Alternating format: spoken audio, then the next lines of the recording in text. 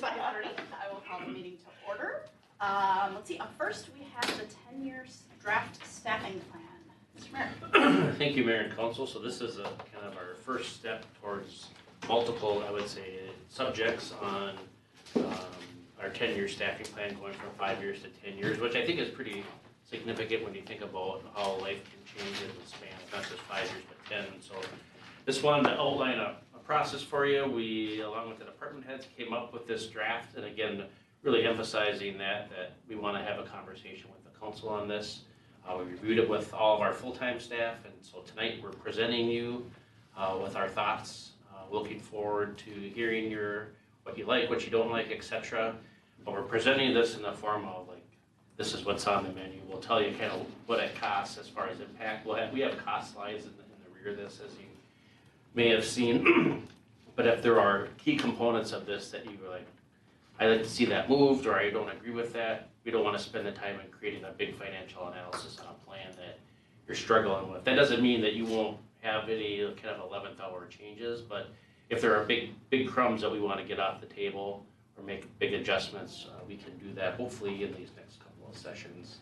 And then eventually we'll get to the point where we take this along with half a dozen other pieces, public infrastructure, streets, equipment, etc., and make one large 10-year financial plan. So just kind of to give you an idea of how we built this together, we call this path to position approval, but year 6 to 10, so think about years 2033 through like 2027.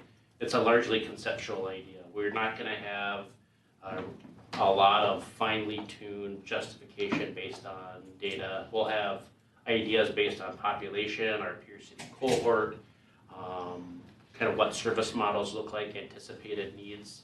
But I would say that years 6 to 10 is largely subjective in that when we get to that year 3 to 5 or year 1 to 2, that's when we want those kind of clamps and those walls to kind of narrow in on the discussion and say, well, we thought this might have been a need 10 years ago, but as we get closer, we can push that back, or hey, this concept is becoming an increasingly larger service need.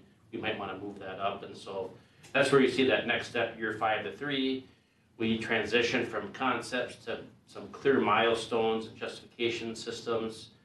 We need time to go through an enhanced review during that financial plan, but we're kind of setting the groundwork where this is probably going to happen.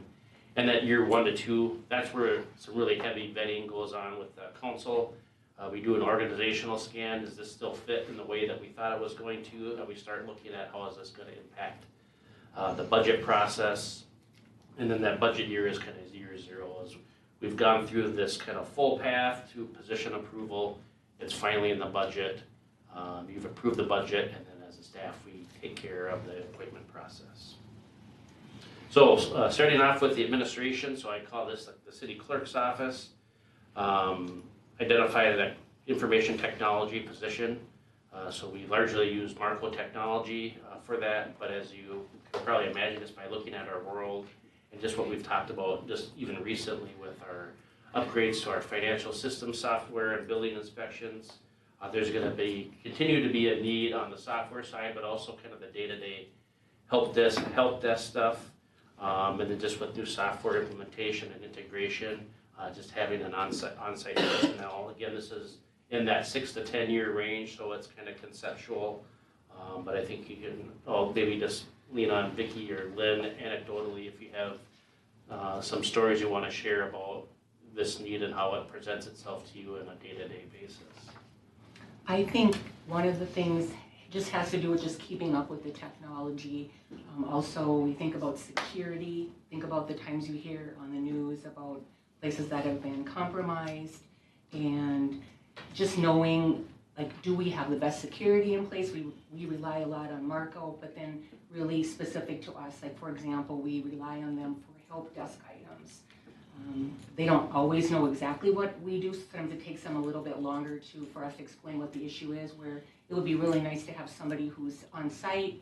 We can tell them exactly this is the issue we're seeing, and I think that the response time would be much, much faster.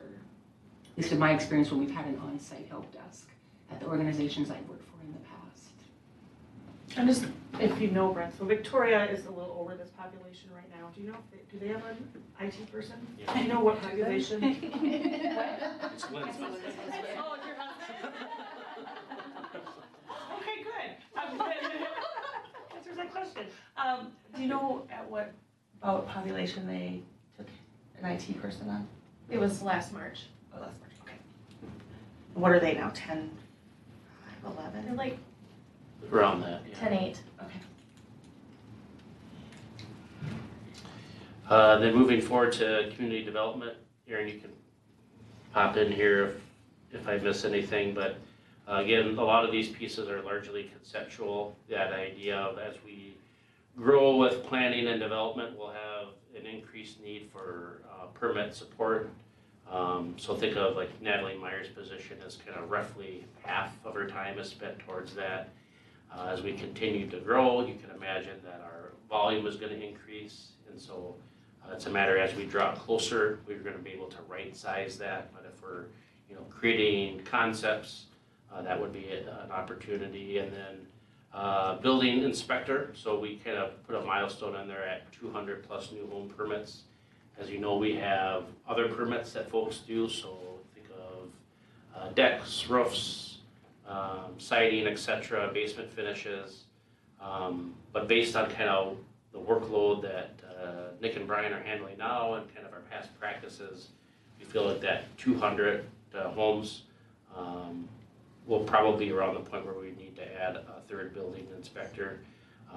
You can see here each new home permit requires 18 inspections, so if you can think about the amount of workload, so 200 times 18 is like A lot. 33%.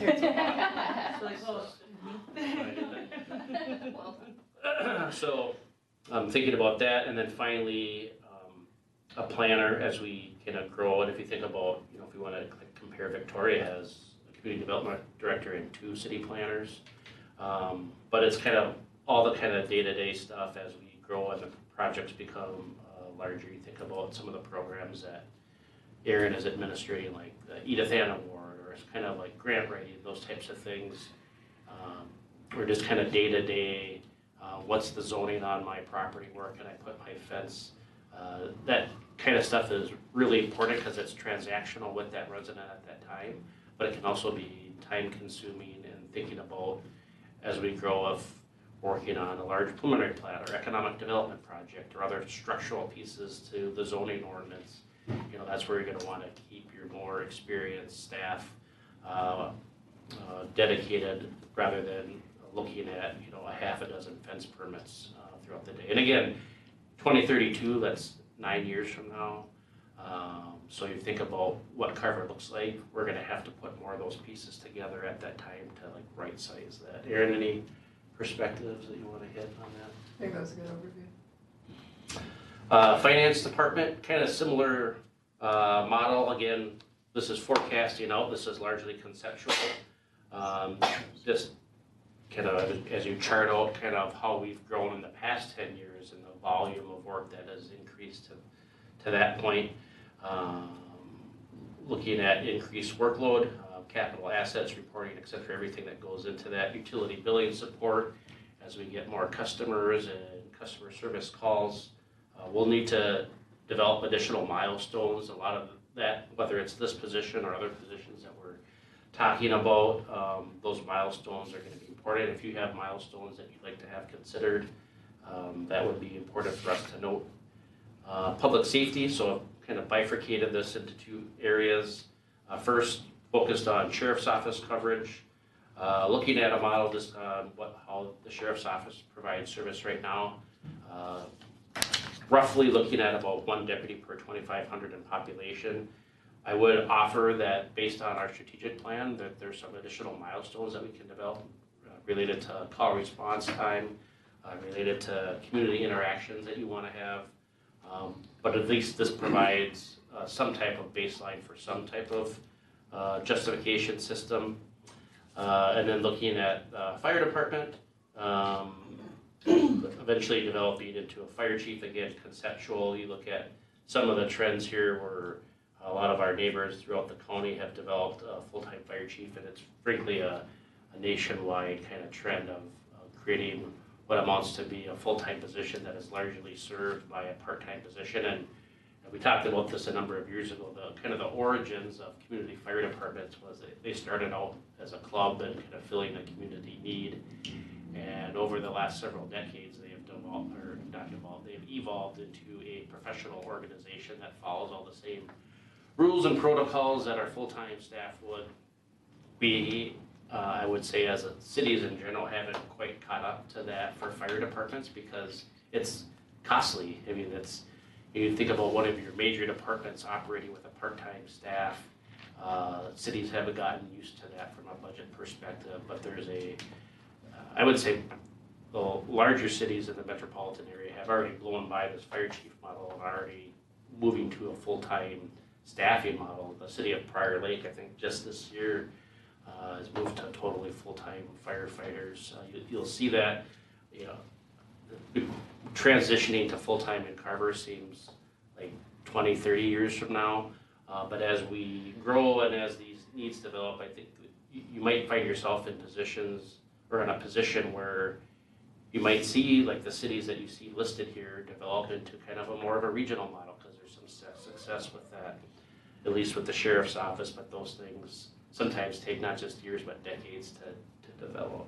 So I'm just gonna check in real quick here with questions. So on the deputy piece, does that kind of information help the county in planning headcount? I know they have a hard time recruiting and challenges there.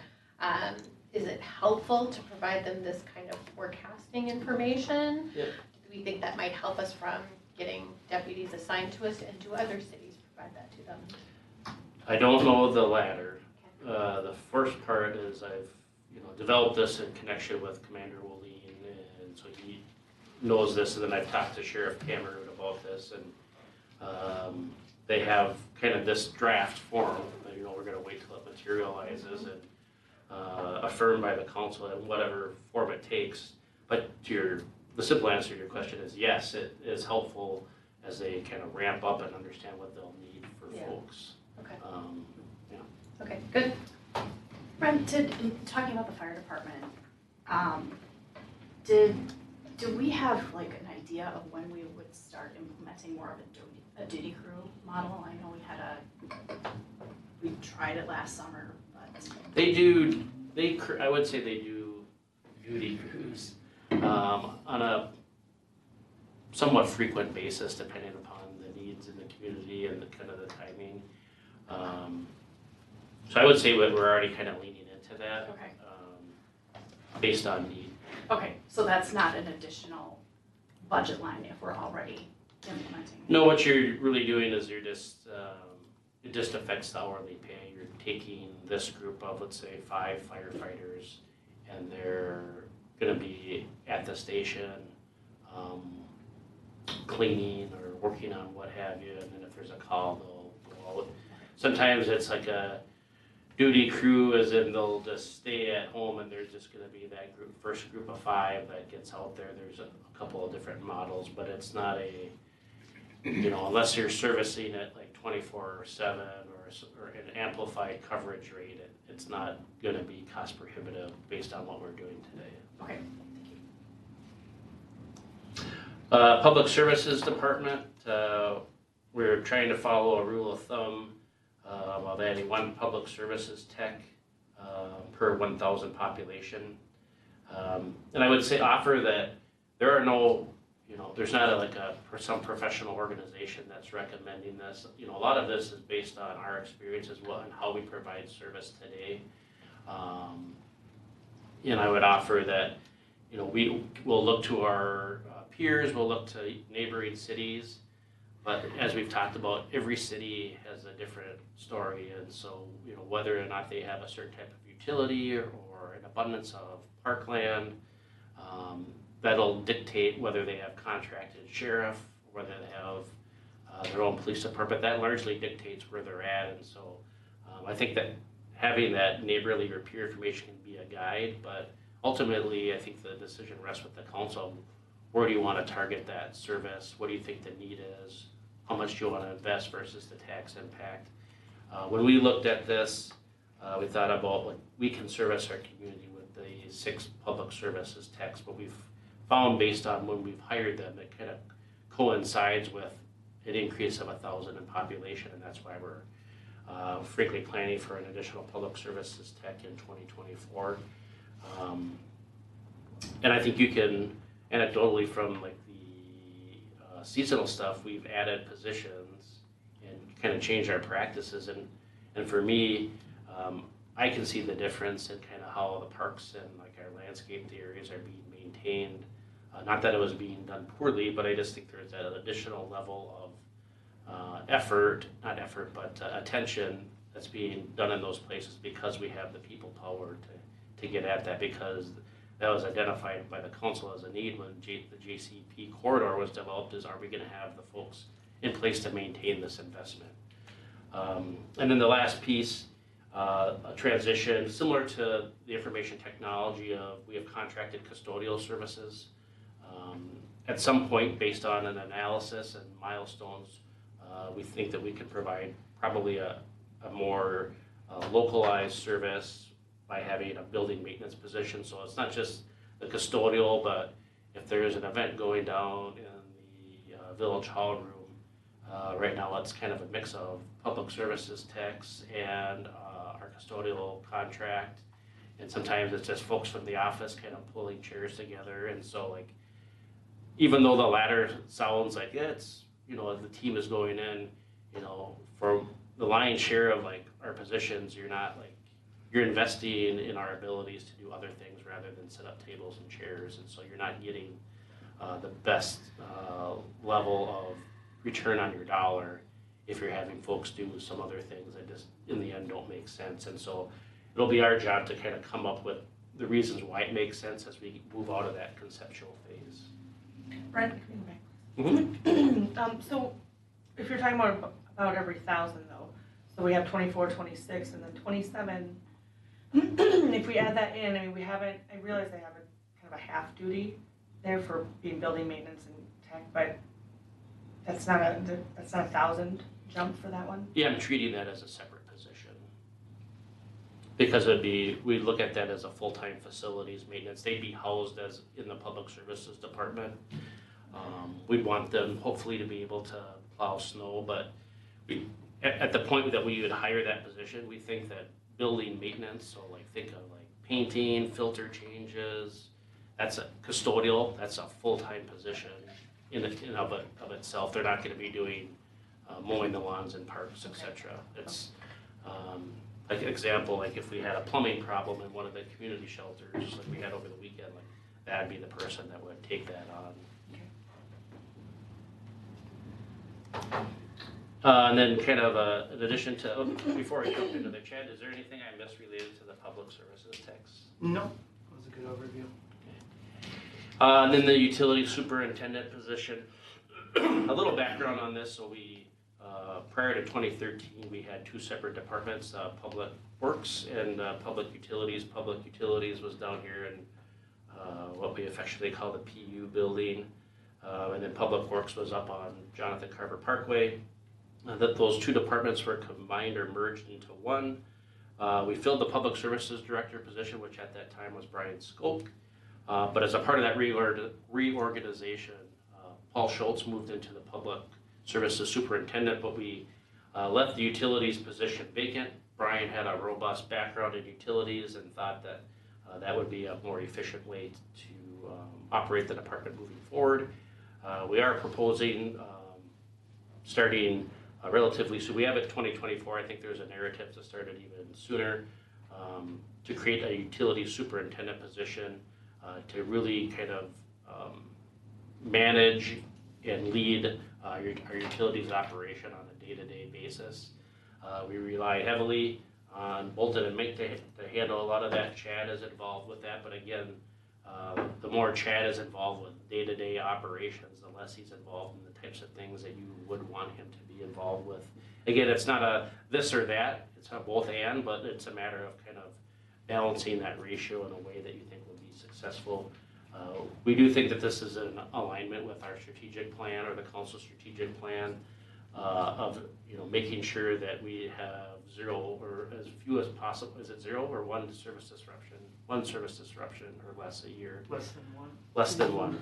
We're not aiming for one. We're not aiming for one. We're aiming for none. Yes. And then to make sure that we don't have any projects that, you know, we install 12-inch pipe and then all of a sudden 5 years later we realize that we needed a 24-inch pipe. And I think next to public safety, like the service that, you know, residents rely on a day in, day out basis is utilities. And so we think this fills a need to really develop and put resources into utilities management leadership on a day-to-day basis. When we look at that, when we look at them plowing snow and doing those sort of things also? I would say plowing snow. I would say plowing snow as needed based on Chad's direction. When you say other things, Just other general public works activities, or do you, I mean, what kind of percentage of time do you think is just gonna be utilities compared to anything else in the public services department? Because the public services general does run the gamut of things, right? no. So Paul's position doesn't do anything in utilities. But beyond that, public works, I mean, he'll plow, he can jump on a mower if we need, right? Yeah, I mean, they would be responsible for doing kind of anything the department needs. I would say that would be the case for, frankly, any one of the employees. I would say probably 90-10. Operating utilities, if, you know, we need someone to plow snow or we need someone to do whatever, that's within the kind of other services as requested. You know, Chad and I just had a conversation about this last week, and I think we're in agreement that, you know, on a position like this, the more that we try to widen out and say, like, we want you to have this robust utilities background, but we also want you to be a very experienced snowplow driver.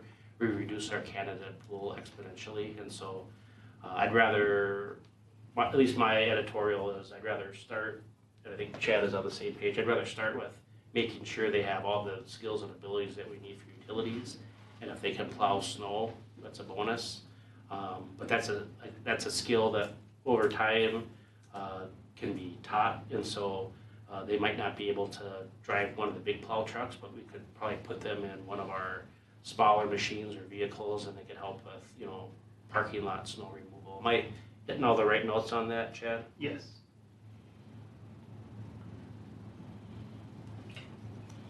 And then lastly, kind of the city manager area, we have 2 interns that we're looking at eventually evolving into full-time positions. Kind of think of a college level intern. The communications would develop into a communications specialist later on in the plan, and then the community development intern would develop into that city planner position that we talked about in a couple of slides ago. And then finally, management analyst, so think of that, kind of, that's probably the first step into developing a deputy city manager. Kind of, again, that's 10 years from now. I don't know what the world looks like 10 years from now. But if you're thinking about kind of how a city develops, that kind of seems to follow that trend line. But we'd have to get a lot closer to that 2033 mark to kind of develop something that would seem right for Carver at that time.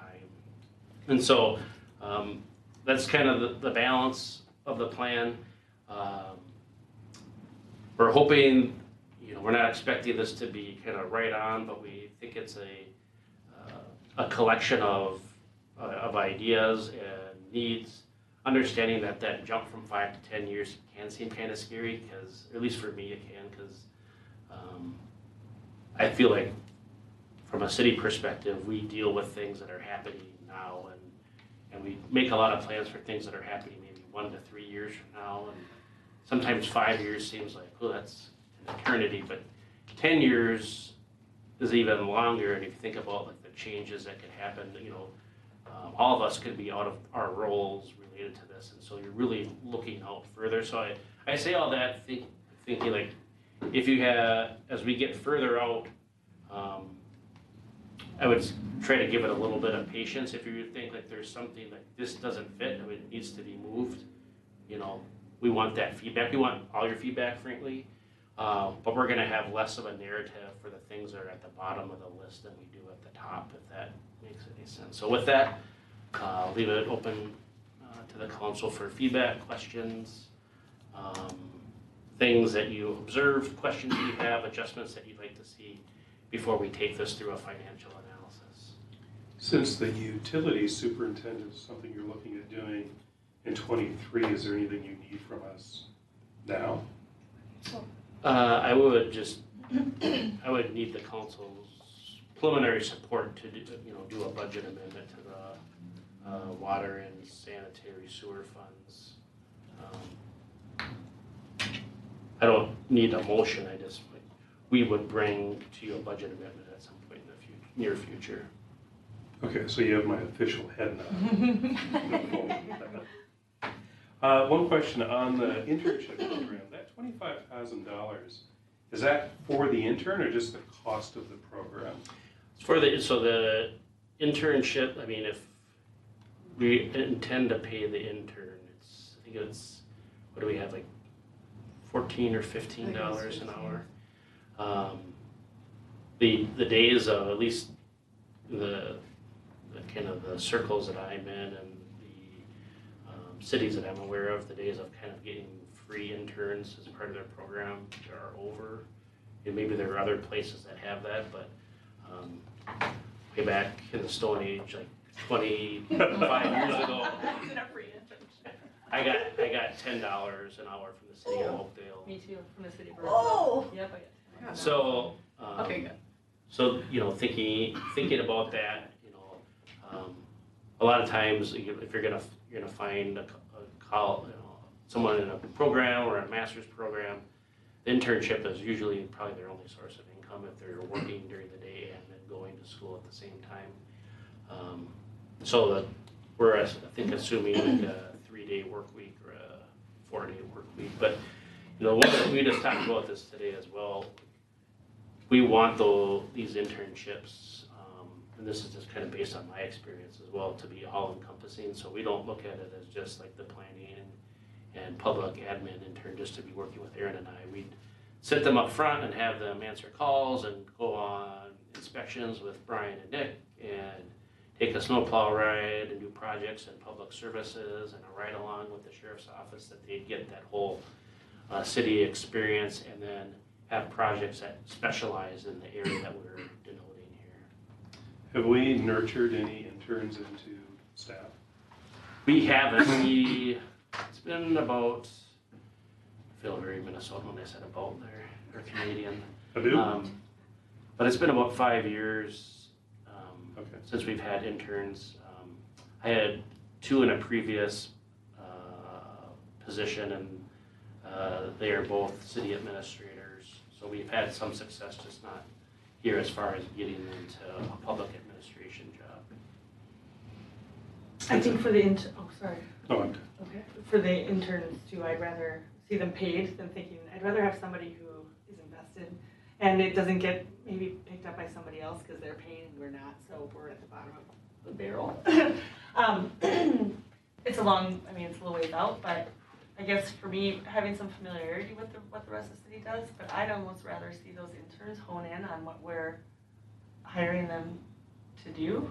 I mean, the department that they should be or intend to be working with, rather than kind of pushing them off all around, especially if we want them to move into some type of position here. That would just be my view on interim duties coming down the line. Any other comments? Not on the interns, no. Do you want to say? Yes. Yeah.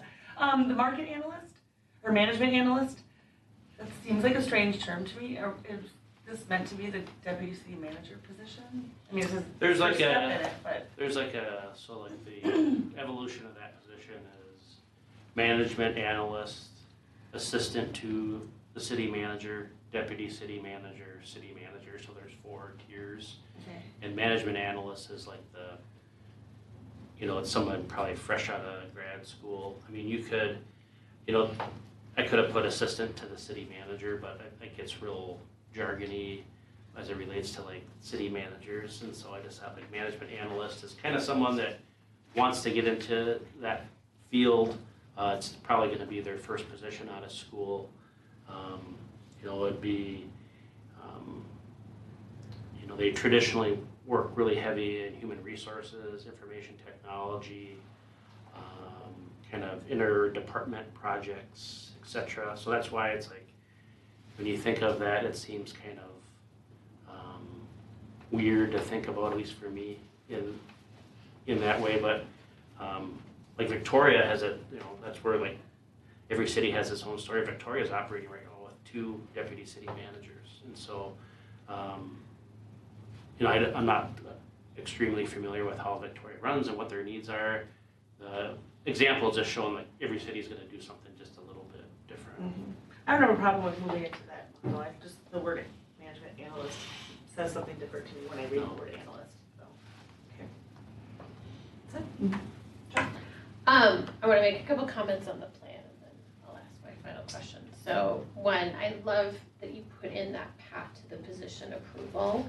I think that's really important to set expectations, not just for us, the council, but for staff as well, right? Because not everybody's going to be here in 10 years when we're re-looking at this thing going, what are we thinking? Like, right? So I really love that you set that expectation up front. I really appreciate you doing some benchmarking along the way in these roles and kind of saying, what do other cities do? What size did they add these roles? So that was helpful for me as I went through the plan. I love the idea of utilizing interns. I also advocate that they be paid. I don't know anybody who is free interns anymore, especially if you are, it's a recruiting tool, right? And it's not just that we're giving the benefit to the community, right? So it's a recruiting tool, so it should be paid. And I guess I would encourage you guys to think about other internship opportunities in other areas. I don't know how possible that is. I think the ones you've identified up front, the community development and communications, are a good place to start, but I don't know if we want to think about finance or other areas. I would encourage us to think about that. And then kind of finally, and then super nitpicky, your second intern is on 27 in your slide and in 26 in the plan. You can fix that later.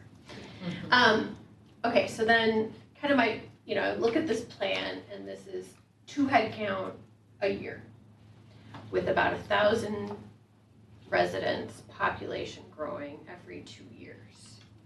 That's what this looks like to me from a high level perspective. So if we were to look back in time, does that sound about right on how we've been growing staff over the last several years? You may not know this information right now, but I guess that would be kind of the tummy check I might do, because that makes, this is okay, but if we kind of feel like that's about the pace we were adding staff through the past couple of years of growth. Yeah, I'd have to check into that. Okay. My first response to that is this is faster than that. Okay. And there was Okay.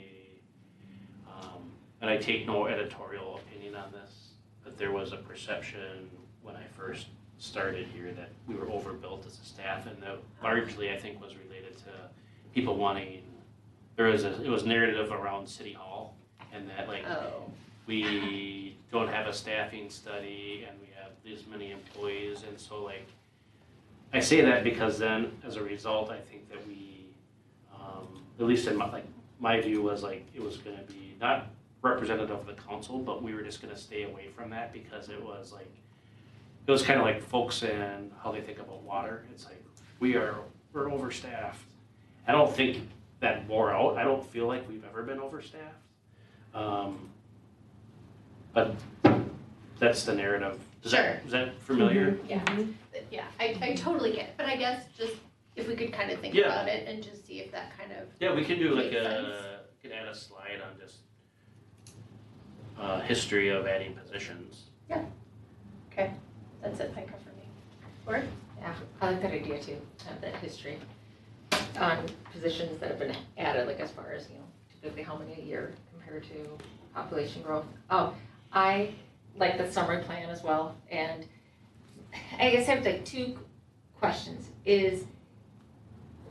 Would we, as we grow with other areas that we can measure, such as population, but then with headcount for FTEs, do we rely more on consultants or less? I would think more, because it doesn't seem like any of this would take work away or alleviate the work that we're asking them to do and that we pay them to do. Yeah, I would say it depends on like the situation and the position. So for like Lynn's position as finance director, I would say we've relied on consultants less. We used to have a monthly meeting with Steve McDonald at Abdo. You know, we think it was, you know, close to $500 a month, you know, just for that kind of unique service. Like when you talk about information technologies and building maintenance, I would say yes. But, you know, I would say the balance of these positions, when you talk about adding a public services tech or a communication specialist is going to have some impact to contracting services. But Okay. a lot of these are probably going to be, the majority of them are helping the additional or the existing team with workload. There'll be pieces as we get into specifics where contracting services will get less. I would offer that as we get larger, as a whole, contracted services should come down, with the exception of maybe like the city attorney. And what projects we have from an engineering perspective. Right, but as Like you, day-to-day operations. right, I mean, you just, as you're, there are some things that you're always gonna contract out for. If you do like the 6th Street West project, you're not gonna have an engineering team on hand that can develop plans and specs like that, would be an example. Okay, all right. Two other things, it talks about 2009 for information technology position. I want to keep an eye on when our contract is up for what we have right now. Like Marco, Do you know when that is? if it's like every We 2 renewed or a 3 three-year years. one, so we have 2 left, Lynn? It's August 2024. Yeah. Okay. So just kind of I'm on forward it. commit. And, The original one was 5, and then we renewed for 3. Okay. Keeping this in mind to some extent. You know, that's a good example, like some of these positions, whether it's information technology or just, you know, even looking at Lynn's position, you don't realize what you're not doing until you have somebody with the experience and education to like look at the things that are maybe hiding in plain sight. And so, especially for information technology, you know, Marco's not doing a bad job, but they're doing exactly what we tell them to do. But if you had somebody here, they would look for things that would put you in a better position, and you can ask for that, but your scope gets so large if you ask a consultant, hey, give us a total analysis from A to Z on our entire organization and tell us everything that we could do. I mean, that becomes cost prohibitive in just the exercise. Right. My other question is, are there, and I can like think of 2 or 3, are there positions that didn't make it on the list? So I would think like a park and rec, or, you know, we're not a city that has municipality liquor stores but are there other things that were thought of or like in discussions, or like, oh no, we wouldn't hire that because we don't have a public swimming pool? I mean, there isn't something that's not on this list that was talked about. Everything, Okay. every idea that someone had is on this list somewhere. We didn't contemplate a Parks and Rec position just because of our relationship with Right. Chaska. We didn't contemplate a full-time fire department because we just didn't get there. And the same goes for like what am I thinking of, our liquor stores and not enterprise, municipal liquor, municipally run like utilities, like Chaska has electric or liquor. We didn't contemplate any of that because that's not in our current scope of service. Same as having our own police department. We didn't contemplate hiring a police chief and police officers, et cetera, because right now we're focused on the model of contracting with the sheriff's office.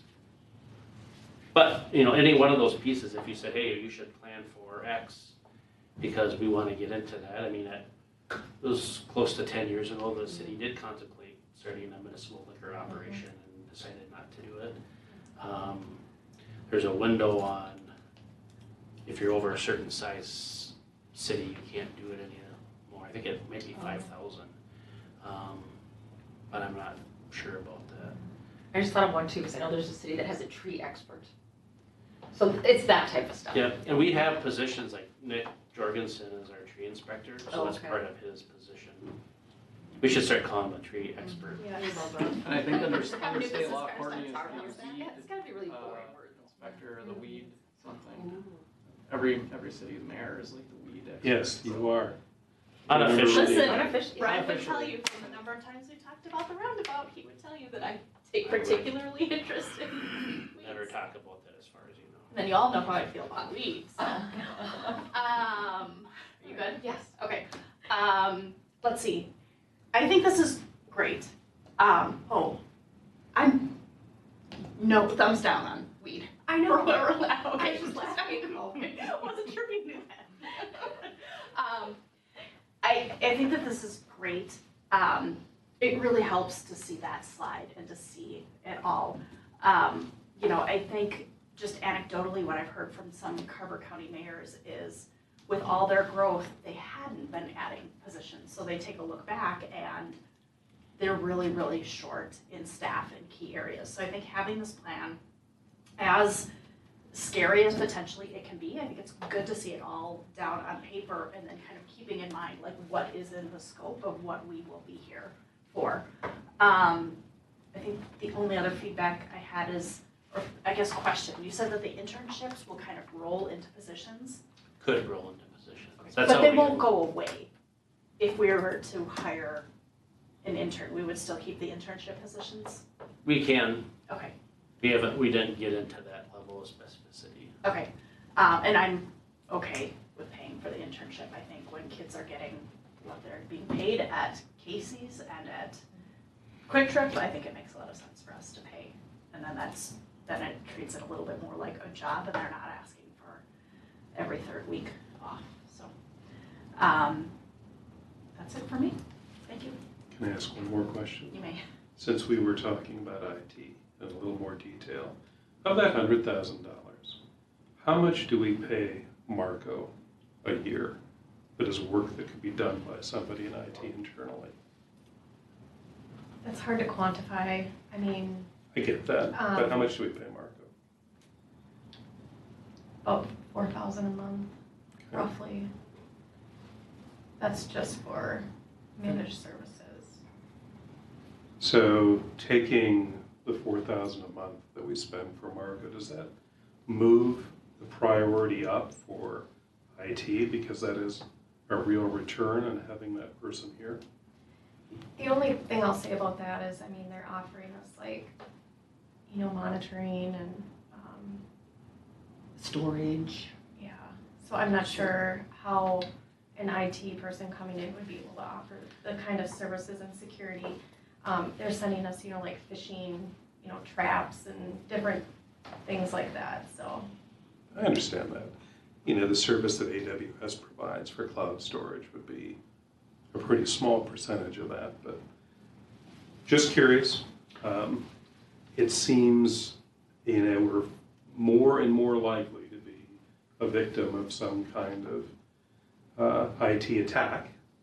And you're right, Marco does what we ask them to do. We don't have anyone actively kind of working on our behalf from the inside out. So 2029 just seems like a far away target for me.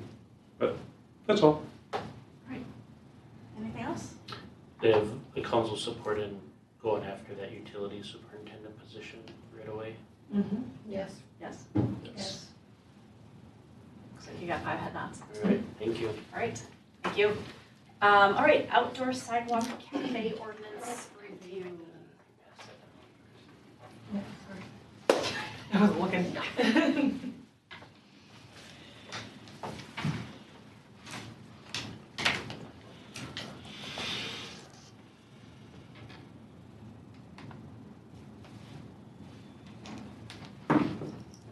Okay, are we ready to discuss outdoor sidewalk cafes Looking forward to this it. evening? So as I had indicated in the council memo, I gave an overview of some of the things that we did. I'm not gonna go through the list here because I'm gonna go through each of the sections of the ordinance and identify some of the things that we did. But overall, we took the whole thing and we reorganized it and put it in a format that just flowed better and made more sense. At the same time, adding content, clarifying content, and then deleting some things that we just felt were not relevant anymore. But I'll encourage you to ask questions at any time as we go through this as well. So the first thing is taking a look at moving it from the zoning section of our city code and putting it into chapter 10 businesses by adding a new article 9 called outdoor sidewalk cafe. And also by doing that, it required, because there's a change in the city's zoning ordinance, we have to have a public hearing that would happen at the planning commission prior to it coming back to the council for final approval. So I'll get into that a little bit more at the end as well, but just keep that in mind that that has to happen. The first thing that we wanted to do was really take a look at our definition of the outdoor sidewalk cafe. You may recognize the picture there. It is of the outdoor sidewalk cafe that we have here outside of Harvey's Bar and Grill. And we wanted to add the definition of, it included one or more tables and chairs, and then also those customers were being served those beverages and food at the same time. Because we felt that the old definition really was not very clear and it caused some confusion with that. So this excludes like a park, like a bench. Like that isn't an outdoor cafe. Correct. It includes, that's why we put in the one or more tables and And chairs. You are correct. Or I give you an example, like Charlie Mack has a table and chairs outside of their salon. Okay. They're not being served food there, but Correct. they can sit out there. Yeah, We didn't okay. think that applied. Okay, got it. Correct. Good clarification.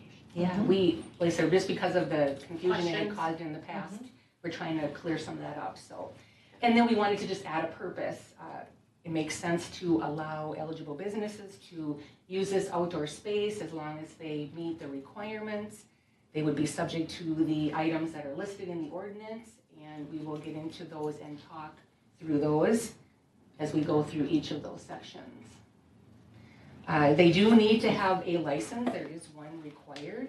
Also, at the same time, they cannot transfer it to someone else. So in the situation of even Harvey's, when that was sold, it wasn't necessarily an automatic transfer. We needed to start with the process and make sure that everything was met and it's under the new ownership's name. I have a question about this part. Yes. When you said it's not assignable, so if you, let's say, we'll just keep using Harvey's as our poster child here. So if Harvey sells in July and they paid for this permit that lasts from October, or sorry, April 1 to October 31st. So it sells in July. Now the new person who comes in has to reapply for the same, in the same calendar year? We are seeing that in the ordinance that it's not transferable or assignable. So yes, they would have to fill out the application and then submit their own insurance. That's part of, you'll see as we get into the requirements, they'll have to submit their own insurance. And they have to meet all of the requirements for the application. These are pretty So- cheap. I mean, what's Sure. the? $25. Yeah. When we do liquor licenses and things like that, if it changes hands, we prorate after that, don't we? Yes, We do. we do prorate by the month, Okay.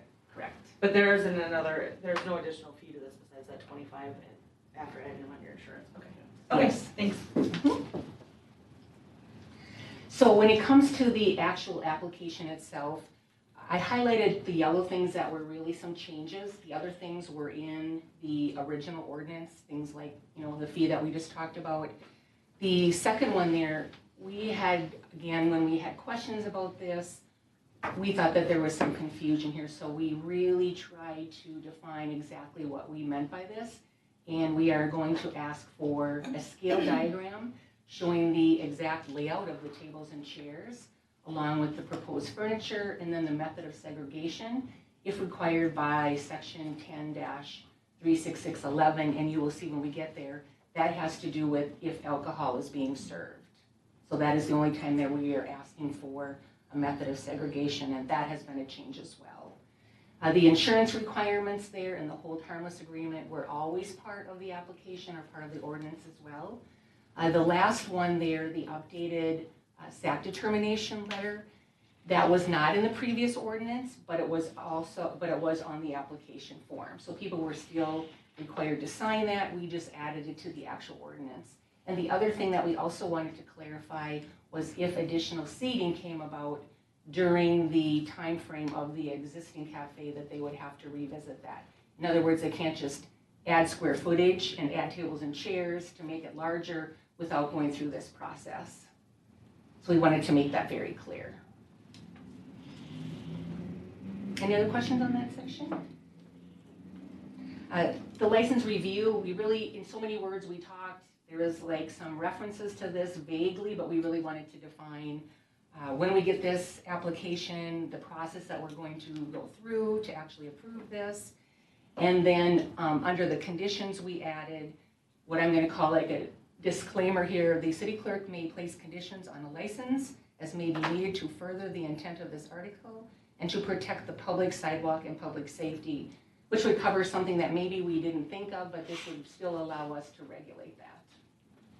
So, any questions on either of those?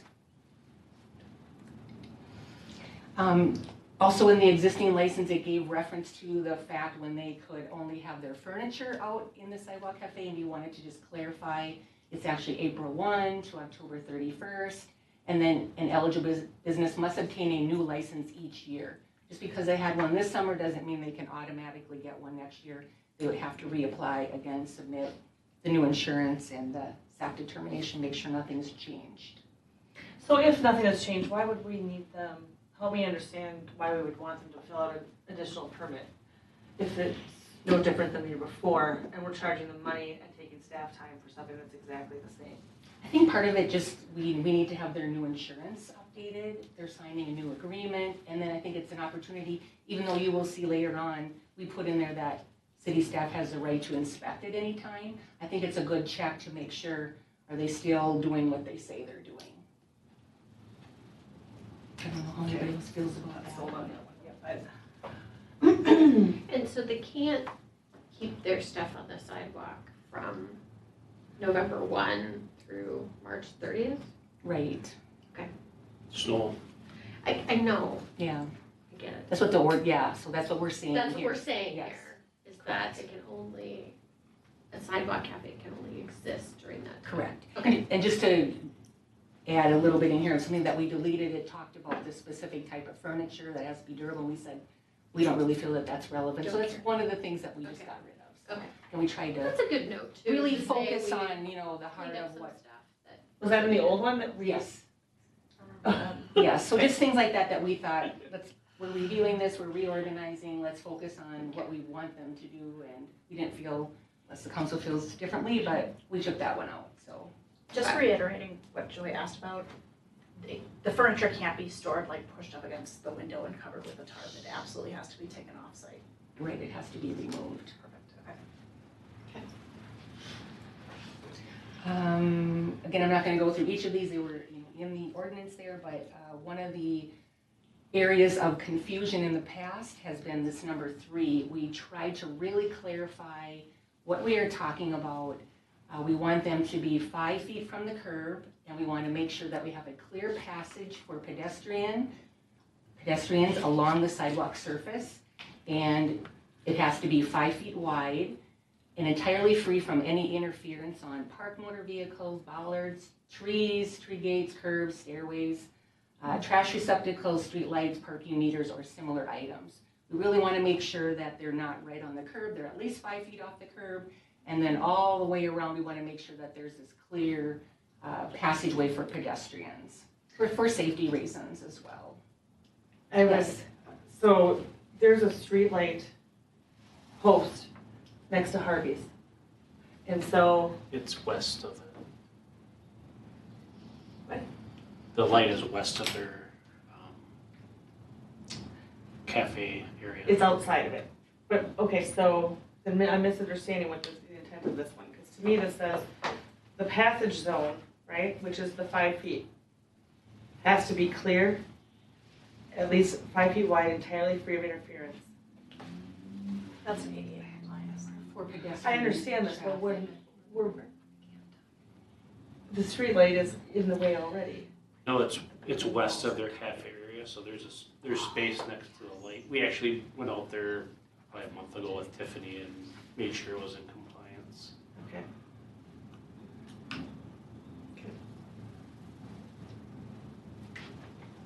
And there, where we talked about already, the furniture closure shall be removable to allow for required movable. They have to make sure that it's able to be put away. To your point, Christy, it was there, and they shifted it further to the east towards Broadway, so there's the Okay. 5 foot width there now. Okay. And then, why is, so when you want to talk about ADA, so why is 5 feet our magic number? So wheelchair, ADA says anywhere from 30 inches to 36 inches for a wheelchair to get through.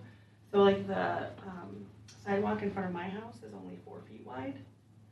So we're requiring then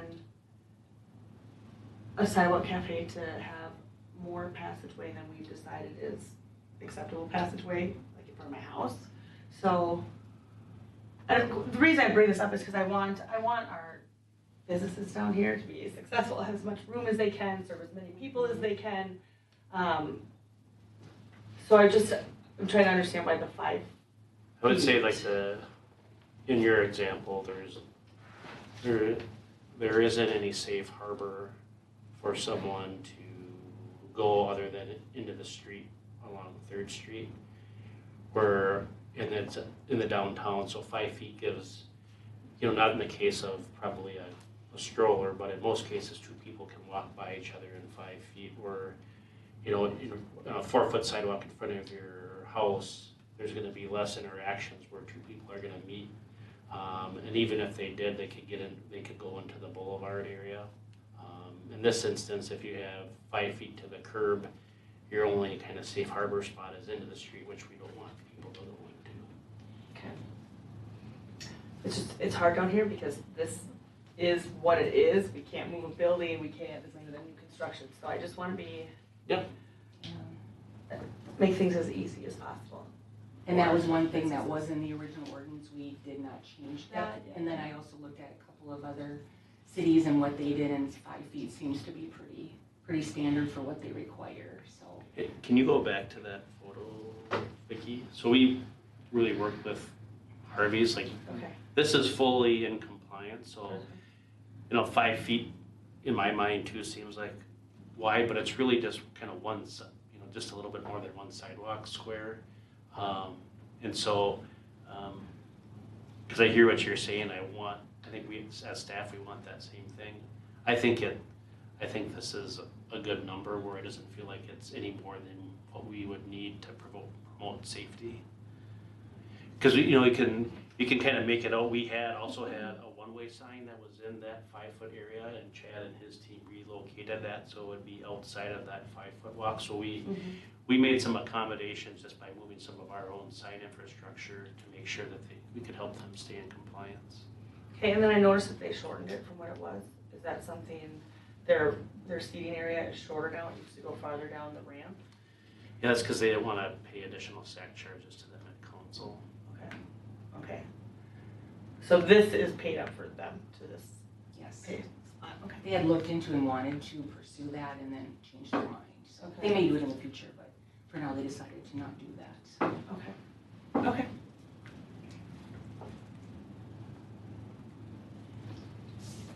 So there really wasn't anything in this section that we changed. So I don't know if anyone has any questions on that, but. So, I do I have a question. yeah, so I would like to add smoking and vaping Oh. for being prohibited. I would like to remove that in its entirety. Oh. Because it's a business owner, this is a private establishment, smoking is illegal. I'm not saying everybody wants to sit next to someone smoking, but you can smoke on the back patios at the bar, you can smoke on a sidewalk if you're walking down it.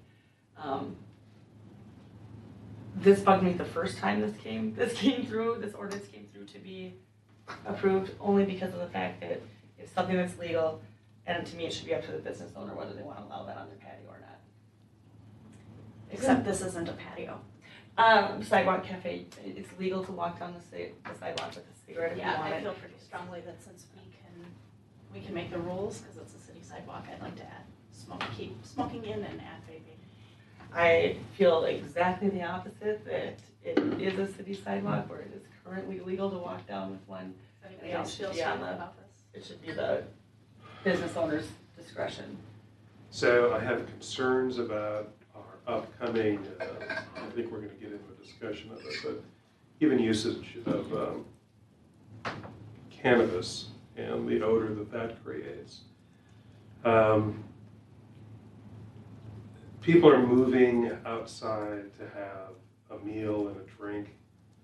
I think we afford them the same conditions we would if they were sitting in the restaurant without smoking.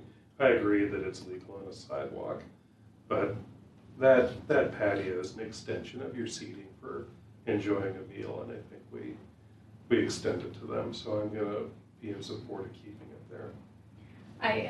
That is exactly my argument, right? It's an extension of the interior, right? And smoking is not allowed inside, so Any thoughts on including vaping? I don't care. Okay. That isn't legal inside, is it? Or, correct. Okay, then, yeah, whatever is consistent with the indoor dining laws. On that number 9, can we add the reasons such as, because the Sidewalk Cafe is an extension of the seating area? Or is that really just not the place to put that? Like, if somebody says, why? It's really up to the city. I mean, we could add it, we don't need to. The clean indoor, I think it's called like the Clean Indoor Air Act, the Yeah. Minnesota Clean Indoor Air Act just prohibits smoking inside. So cities can prohibit it. In fact, a number of, I think, cities and counties prohibit, smoking in areas like this, but it's really a policy call. I mean, I guess if I would have looked at smoking, just on its face, I might have assumed vaping was included in that, but you can certainly clarify it if the council The state's website. wants to. It just depends on how you define the word smoking.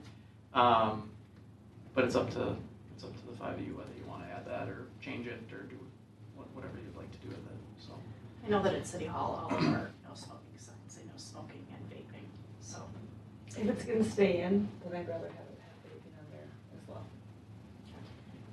The state's Minnesota Clean Indoor Air Act, as of 2019, also included carrying or using an activated electronic delivery device, which I assume would be for what you can not do indoors, yep. for indoors, yes. Exactly, Yeah, for that Yeah. definition, right? So if Yeah. we're gonna say, hey, let's extend it to that, the outdoor cafe, then yes. So if there's no smoking in the outdoor Sidewalk Cafe, but there's maybe another entrance or a back patio, does that have to be a certain number of feet away, or like, so a customer could still smoke? Yeah, if they have a smoking area, like a lot of restaurants have like a little smoking patio outside, it would be separate. This is only talking about within the boundaries of their outdoor Sidewalk Cafe. So, I mean, in theory, could they be right next to each other? yeah, I don't see why they couldn't be, sure. And then that kind of be, in my opinion, go back to the business owner if that's the Yeah. I mean, environment they are okay with or that they want. and to Christie's point, I mean, you could be right on the other side of that segregation wall and have a cigarette, and you couldn't have it when you're, under the current rules, and then you couldn't have it when you're in the outdoor Sidewalk Cafe, as it's written now. That's a funny vision in my head of people just like. I know, standing on like, the- yeah, you're sitting on the one side, yeah, okay, you sit one over here. It's you. Yeah. Okay, so I hear a majority saying leave it in. Yep. Yes? Yes. Okay. And add vaping, or you're okay with and vaping? To clarify, okay. Okay. Or the technical term, an activated one. Yeah. Nobody will know what that means. Anything else on this one? No. And as I mentioned earlier there, number 11, we clarified the segregation is only required if alcoholic beverages are involved. The old ordinance required it didn't differentiate that, and we put that in there to say that's the only time that segregation is required. And of course, maintenance, and then we talked about removing the furniture already.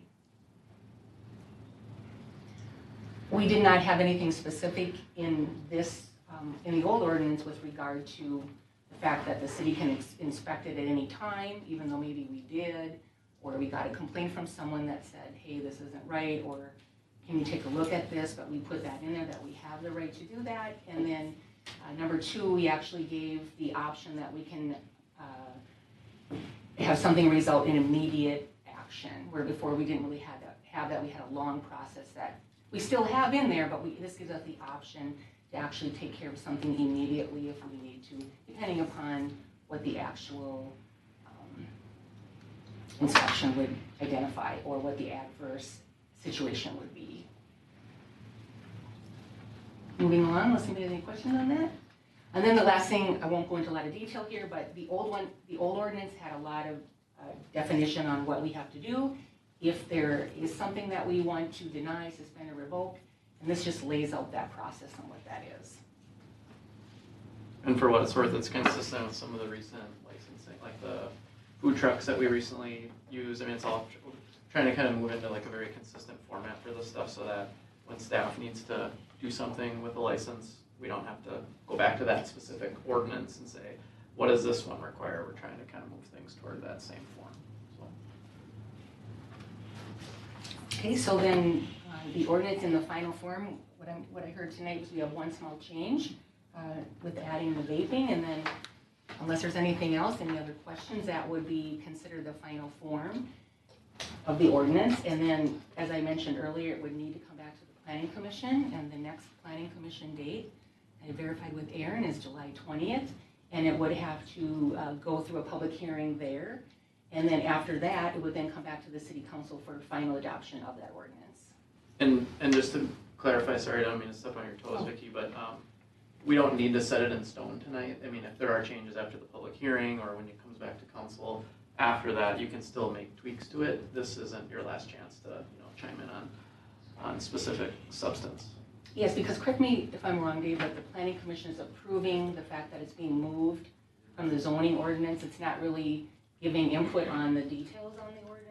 Is that a correct statement or no? Generally, yes. I mean, Okay. I don't Brenda's want smiling over to. there. I don't want to take anything. I mean, I think the Planning Commission is free to chime in to the extent they feel they want to, and they're an advisory body. Of course, ultimately the council gets to decide. And so, my thought would be the Planning Commission can have a public hearing and make recommendations to the extent they wish, and then the council can obviously do whatever it wishes when those recommendations come to it. So to answer your question, sort of, but I don't think we would, not let them make comments about things that they felt they wanted to make comments on. So Okay. Okay, and one last question. Does that mean there's just one public hearing, the July 20th? There isn't a public hearing at a council meeting? That's correct. All right, anything else?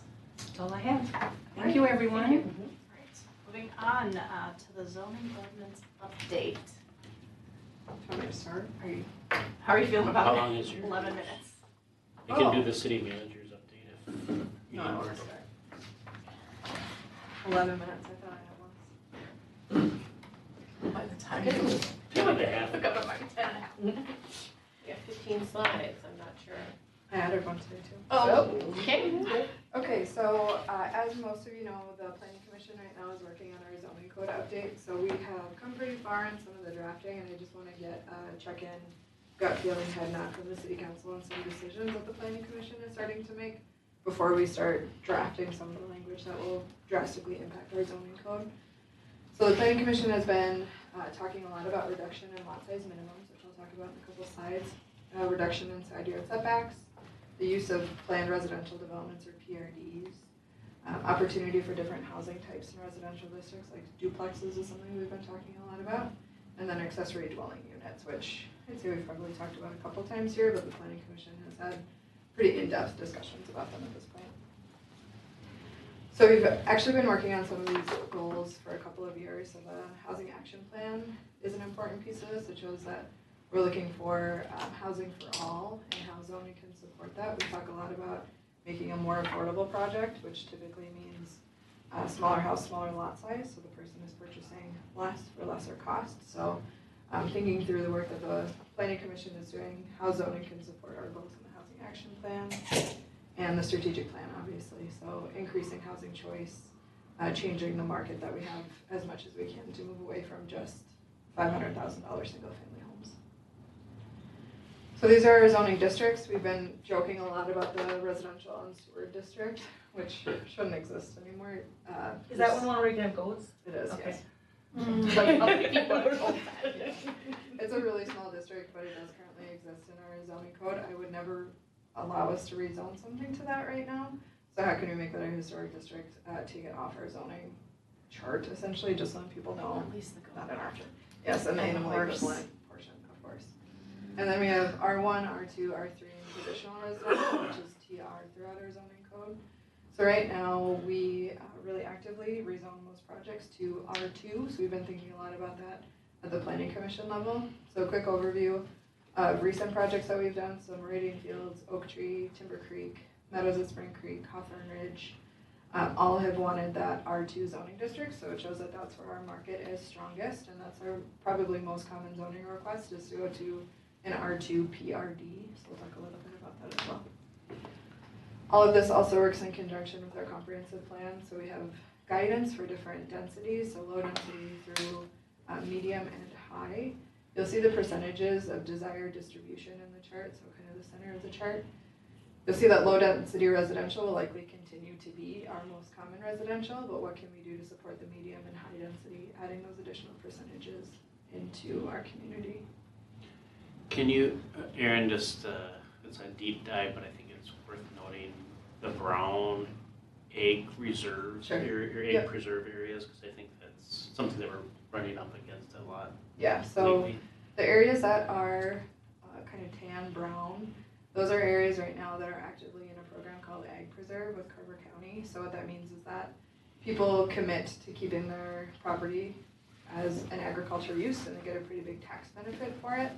What that means for us though is that we have to show it on our comprehensive plan map, which is kind of a bummer because we would never annex property into the city for an ag use, just with the density requirements that we have.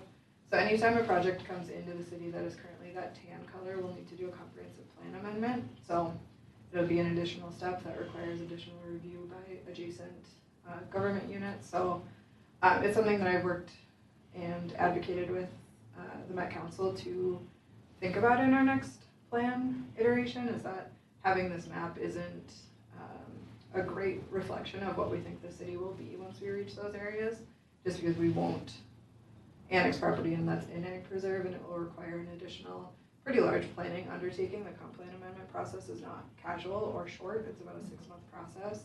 So it really could slow down some projects. So something we've talked to the Met Council about quite a bit. It's just a challenge that we have right now. I have a clarifying question for this egg preserve before we get any farther, so I know from understanding what this means.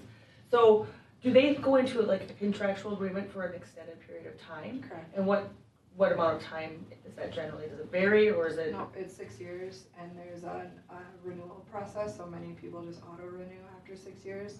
You can renew and say, I want to be in it for 6 more years, but then the day after that, you can say, but after 6 years, I want to be done. But it is a 6-year contract. Okay.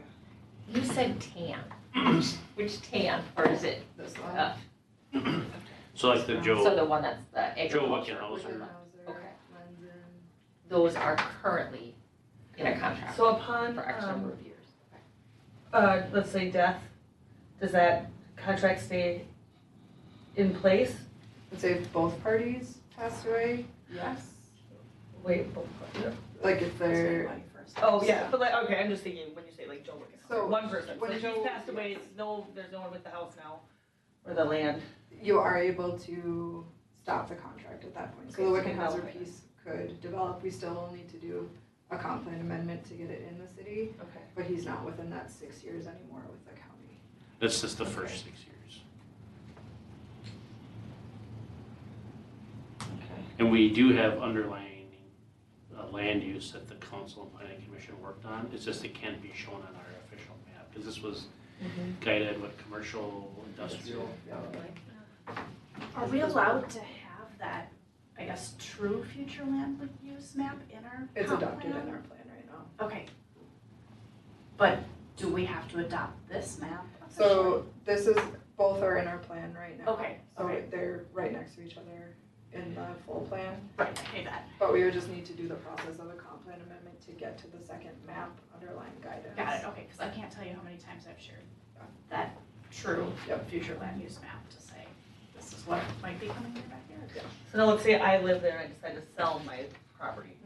So does that 6th year nullify that, or does that carry through to the next owner too? No, so sale, you could get out of the So if they do, I mean, so if they sell to a developer, that just, We still would need to do a comp plan amendment. right, but it that's takes it 6-year away that contract. Okay. Well, that was a deep dive. Okay, are we ready? Sorry, 5 minutes. Sounds good.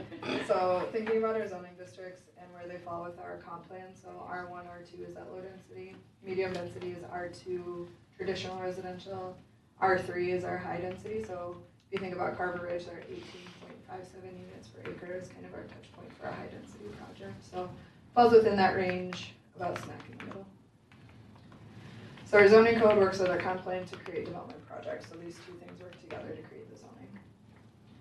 So one of the best ways to think about the project that we're working on is to check with our neighbors, see what they're doing. I realize that my charts don't transfer well, but they go minimum lot size, lot width, front yard setback, side yard setback, rear yard setback across.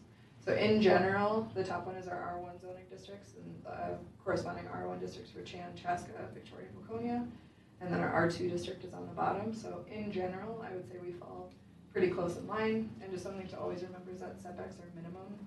If we say your setback is 5 feet, but someone wants 15 feet instead, if their lot can accommodate, they absolutely can do that.